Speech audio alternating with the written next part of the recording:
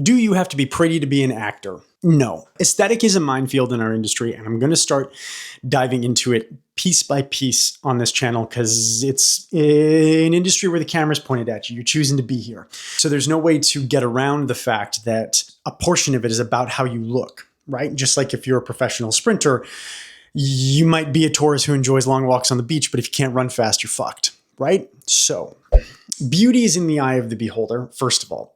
On the other hand, there are things that you can do to maximize how you translate aesthetically in the frame, and I think it's important to do so. My rule of thumb on any given day isn't, do I or do I not look handsome? Because here's the thing, I don't know, sometimes my face looks handsome, sometimes it doesn't. I don't think it changes, actually, but I wake up and I'm like, hey, you handsome bastard. And then other days I'm like, Doug, your face looks like a catcher's mitt. I don't understand it. It is what it is. What I do try to do when I'm auditioning is say, I research the show that I'm auditioning for. I watch some of it and I ask myself the question, how are the people who are on this show presented by the production? Meaning by the wardrobe department, by the hair and makeup department, by the lighting department.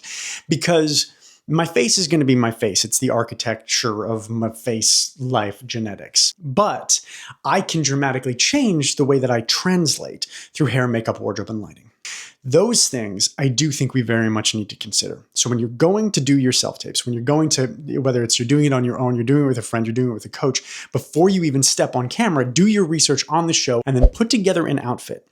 Put together an aesthetic that fits that show so that when casting is watching it, they're like, oh yeah, this person fits the show. That's the only thing that you're really in control of. There is a broader discussion to be had about aesthetic. Listen, there have been times in my life where, especially when I was a Drinko guy, I'm 1,000 days sober, so I'm like doing that. So I weigh 35 more pounds than I weigh right now. I'm like 160 right now, and I was up to like 185. I was a very different human. I translated very differently, and I didn't, in my opinion, translate my best.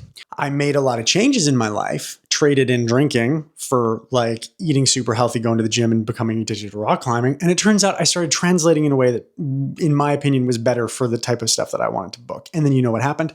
I started booking stuff more. That was the stuff I wanted to be booking.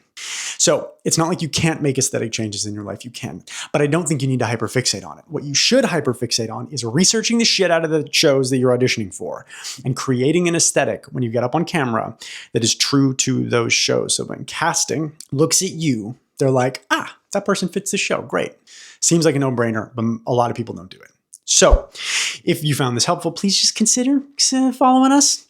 I'm trying to make the short form content complete lessons unto themselves.